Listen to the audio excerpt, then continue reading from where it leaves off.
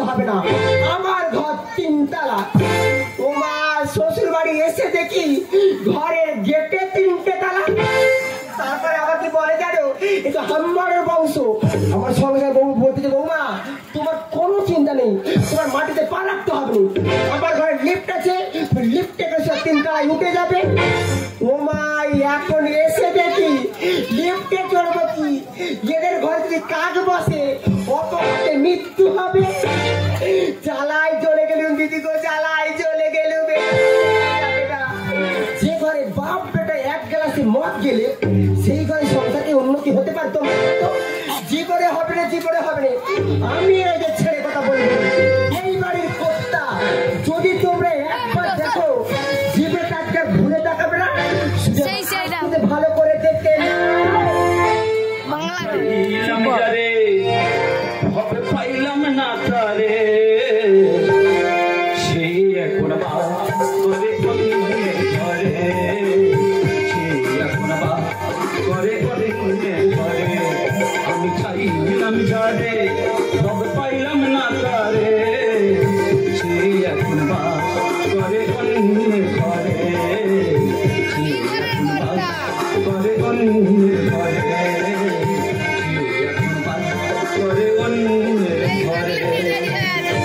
আমি বাড়ির কর্তা, আমার স্টেমিনার আছে, আমি মদ খেতে পারি কিন্তু আমার স্টেমিনার আছে।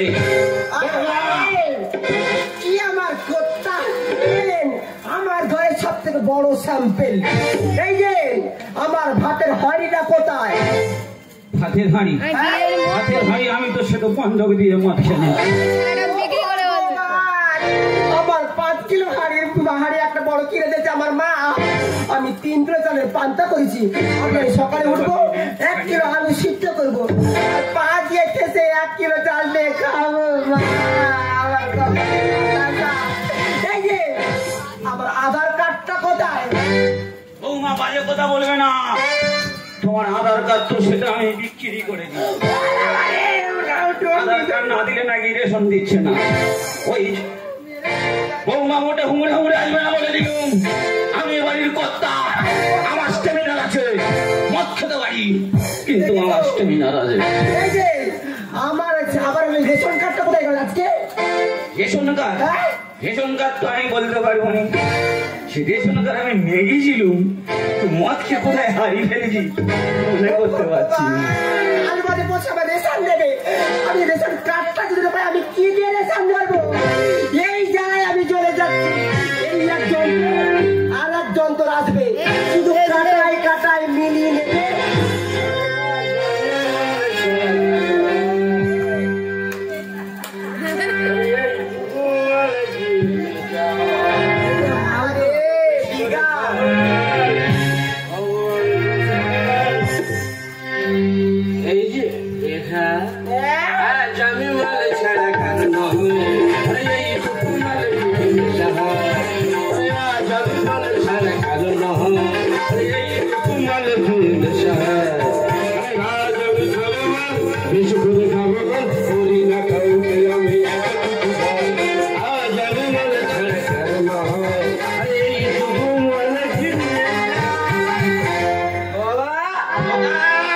বেশি পয়সা ছিল না, হাফ পাইনি বাংলা নিয়েছি, মুরগির ঠ্যাং নিয়েছি, তো বাপ্পুটা বলে রান্না করে বসে খাবো।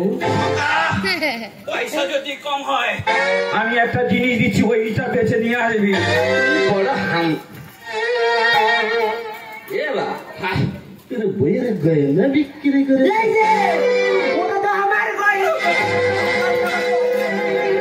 আমার ঘর বেঁচে মনে এবার মদ কিনবে। তোমার সামনে তোমার বৌমা ধরে আমার পিছে দিচ্ছে, তার কিছু পড়বে না। তুই তো আমাকে আগে বাজার করার টাকা দে। কেন? সকালে 10 টাকা দিলাম বাজার করার জন্য, সেটা কোথায় গেল হিসাব? পেট ভর্তি করে মদ গেলেছে, মুরগি ঠ্যাং না কারি করেছে, কাল সকালে আবার 10 টাকা দিয়ে গেছে, সেই কেন হিসাবটা দে। 10 টাকায় কি হয় বলবে? আমার সামনে তো ধরে ধরে মারতে, যে তুই কোনো প্রতিবাদ করতে পারছিস না।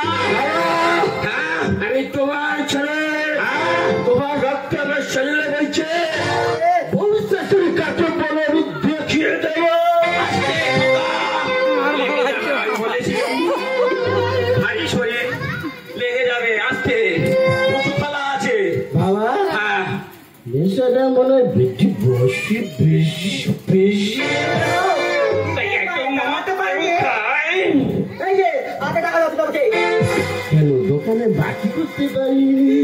কালকে দুঃখের কথা আমি আর বলতে পারবো নি। কালকে সকালে দোকানে গেছি জানো, ওদিক কি বলবো দুঃখের কথা, দোকানদার আমার দেখে সঙ্গে সঙ্গে সামনে ফেলে দিল, বলো ওই আসতে যে এক্ষুনি বাকি নিয়ে যাবে। দোকানে ভেঙে আনতে পারতি। তোমার বাপ কালে সম্পত্তিটা ভেঙে আনবো। কথা মোটে বলবে না, আমি বলে দিলাম আমি কোথা, আমার স্টেমিনার আছে, মদ খেতে পারি কিন্তু আমার স্টেমিনার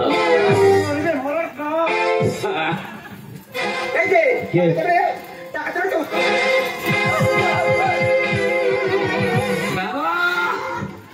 আমার রাগ চলে যাচ্ছে, সব কমে গেছে। আমি জানি এর আমি আজকে শেষ করে দেবো, সেই লাগবে না, শান্তি হবে।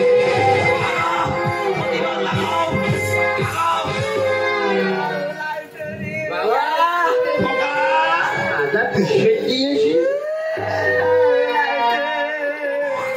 তোর বড্ড পারবে না, তুই আমার ধরে মারলি, আমার বড় ব্যক্তি ফোন করবো, জানপুর গর্তের তোলায় ঢুকিয়ে দেবো। যাকে বাড়ি ফোন কর। হ্যালো, আরে তোমার তুমি কোথায়? কেন এটা ঘরে ঘুরে চাপড়া দিচ্ছি? তোমার জামাই আর আমার শ্বশুর ধরে আমার কি মারলো।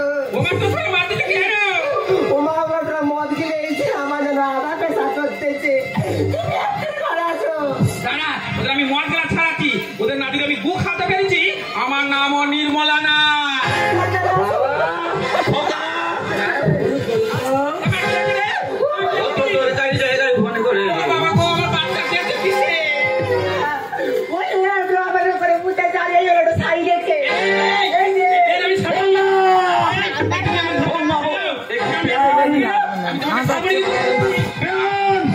প্রচুর ঘুরে ঘুরে আসতেছ, তুমি কি করবে? হ্যাঁ মারবো, কি করবে?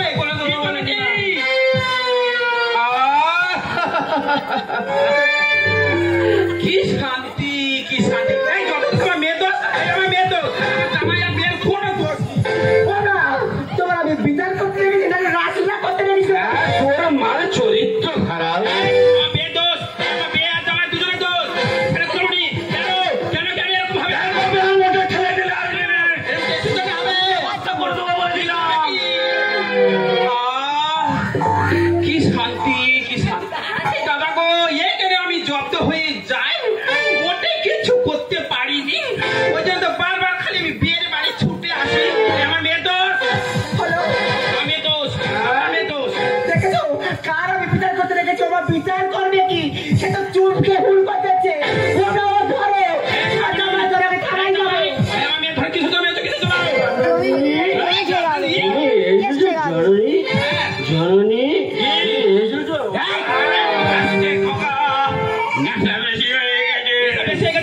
এই বের আমি ছাড়বনি, বের মুন্ডু ধরে আমি অজ্ঞা দেবো। আমার মেয়ে ধরে মারা, আমি বাড়ির কর্তা, আমার স্টেমিনার আছে। আবার ও বাবা গো, আমার জীবন গাছে পালাই উঠে যাচ্ছে। পেট ভরে না মারবি না বাবা। আমার জীবন গাছে পালাই উঠে যাচ্ছে। নেমেছো, তোমার বিচার করতে হবে, আমি থানায় যাবো, ওদের ব্যবস্থা করে থাকবো। বেশ হয়েছে, বারবার বলেছিলাম হ্যাঁ মুখ পুরি এই মহাবেদের সঙ্গে প্রেম করেছি মহাবেদের সাথে। বাবা বলে আমার তিনতলা বাড়ি। ও মা, তিনতলা বাড়ি কোথায়?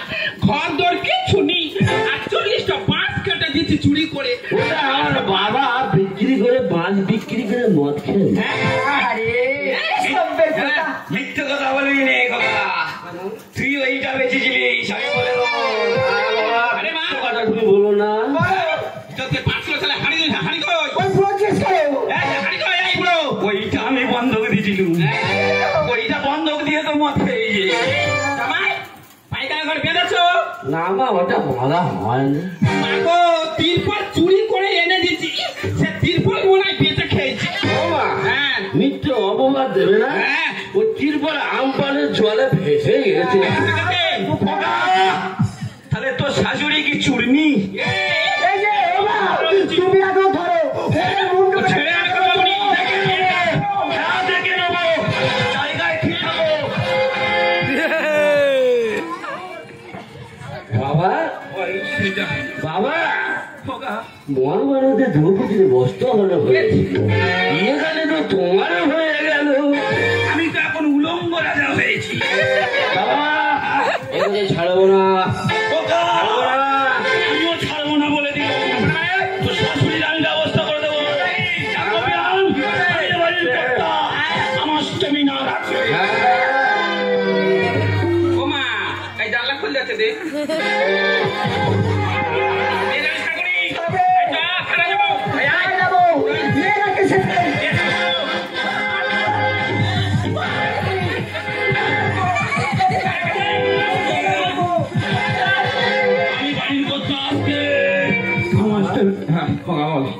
এবারে কি হবে? আমি বুঝতে পেরেছি, তো শাশুড়ি আমার কেস করতে গেছে। ওটাই কেস, সকল কেস হবে, কেসে দেবো, কেসে মেরে দেবো। টাকা কোথায় পাবে? কেন উঠোনটা সেইটুকু আছে, ওইটুকু দেবো বেছে। তারপরে মোট খাবো। ওই উঠোনে বেছে কেস আমি করবো।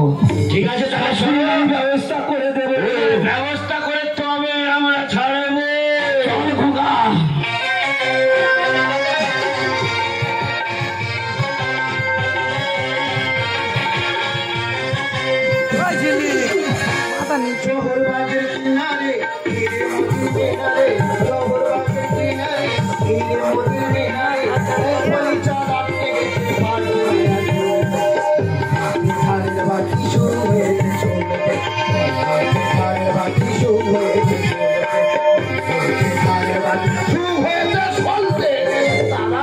আমি এই খেলার ইনচার্জ, সবাই ছুটি নিয়ে চলে গেছে, আমার একা ফেলে গেছে।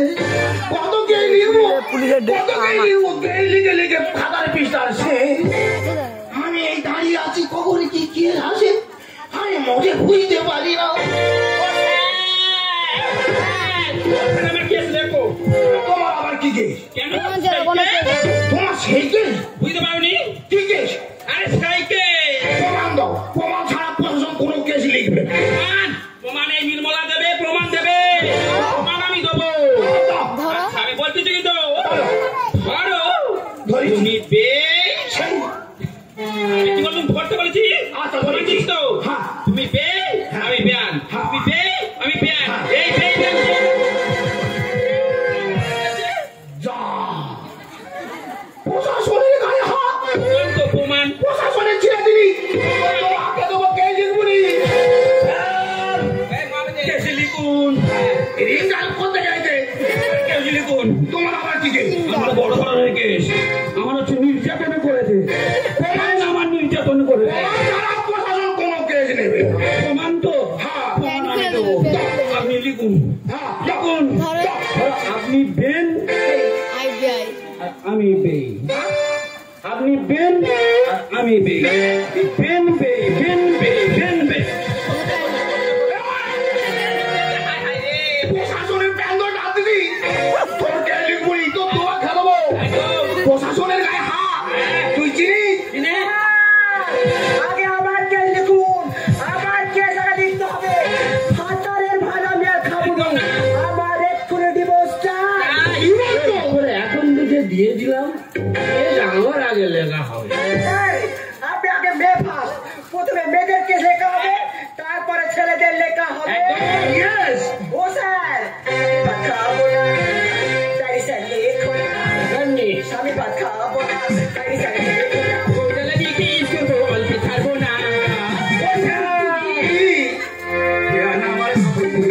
দেখো না, আমার কাপড় খুলে নিল, দেখো না।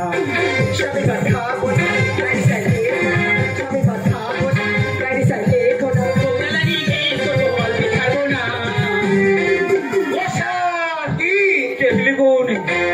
আমার কাপড় খুলে নিল, দেখো না।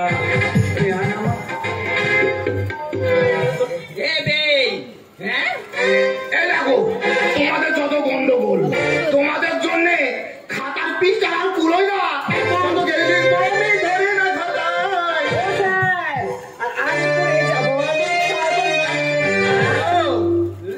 ও স্যার, আমার কেসটাকে একটু লিখুন আগে। তোমার কেস পড়লে তোমাকে সাইডে এসো, আমার মুখটা দেখতে পারে, এবারে সরো।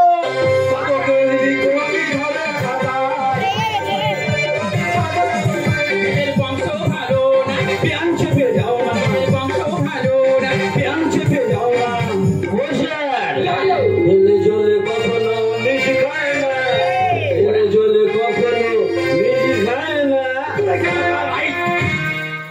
রাইট। এই তোমাদের জন্য যত গন্ডগোল, তোমাদের জন্য যত গন্ডগোল, যাদের বাপের রাজ নষ্ট হয়ে যায়, আর মানুষ পুরো হয়ে গেলে গরু হয়ে যায়। আমি গরু, তাহলে আমি কি বুড়ো গরু? আমরা গরু। তোমার জন্য তো যত গন্ডগোল। তুমি তো মা, তুমি কোথায় ঝগড়া মীমাংসা করবে তা না করে মেয়ের ঘরে গিয়ে আগুন ধরাচ্ছ। বাবা, আচ্ছা স্যার আপনি বলুন তো, কোন ঘরে গিয়ে এরকম বাপ আর বেটা মদ খায়, মদ খেয়ে আমার মেয়ে ধরে মারতেছে, আমি কিছু বলতে পারবো নি? তোমার ঘরে যদি এরকম হতো তুমি কি মুখ বুঝে থাকতে? হ্যাঁ বুড়ো, এই তো মদটা বসেছি। হ্যাঁ, ঘরে কেন মদ খেয়ে অশান্তি? বধূ নির্যাতনের কেস কত বড় কেস জানিস? সারা সঙ্গে জেল হয়ে যেতে পারে। তাই বলছি ছেলে বউ মানে সুখে শান্তির সংসার করো। রাজার বাবার রাজ্য নষ্ট হচ্ছে, কিন্তু আমি কি করবো? যাদের বাপের রাজ নষ্ট হয়ে যায়, মানুষ বুড়ো হয়ে গেলে গরু হয়ে যায়। মানুষ বুড়ো হয়ে গেলে গরু হয়ে যায়।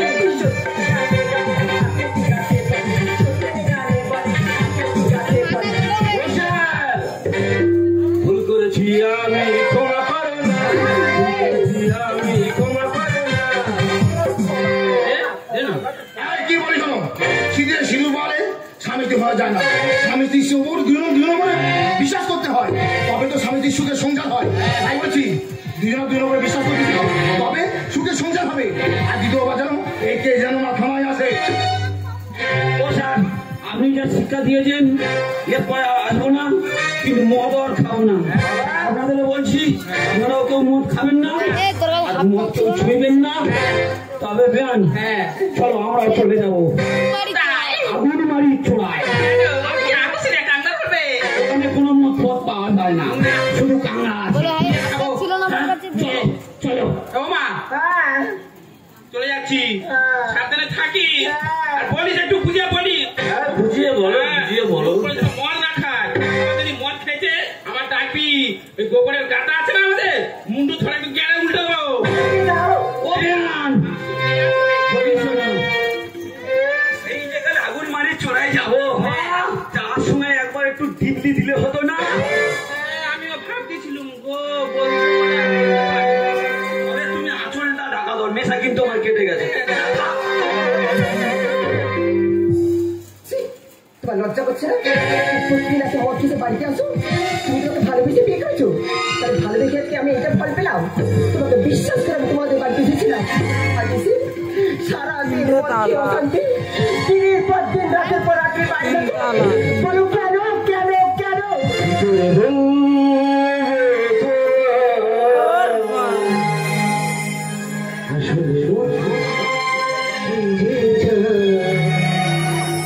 কেন সে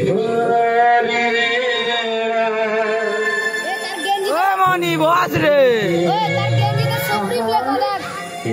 সুপার মে সুপ্রিম হয় সুপার মে কেন কেন আমি তোমাকে মানে আমি হিরো তুমি জানতে পারোনি কত গল্প বলে যায়, তুমি চিনতে পারোনি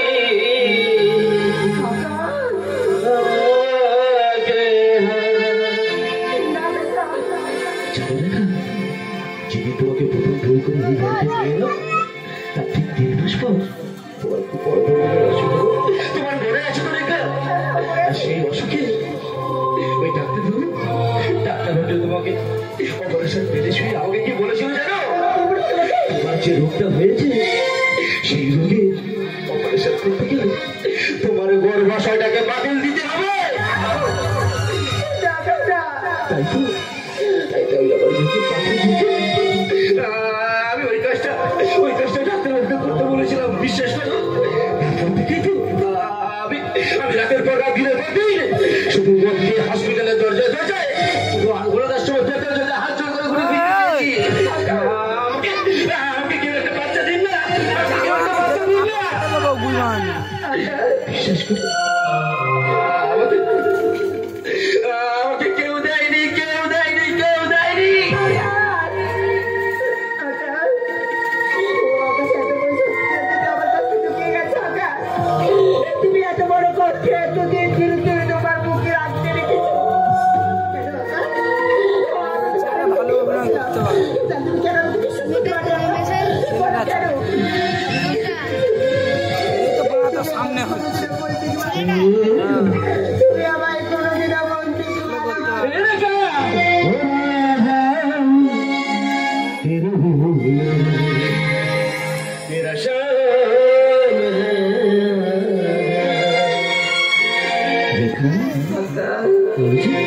আমি যদি ওকে বড্ড ভালোবাসি রেখা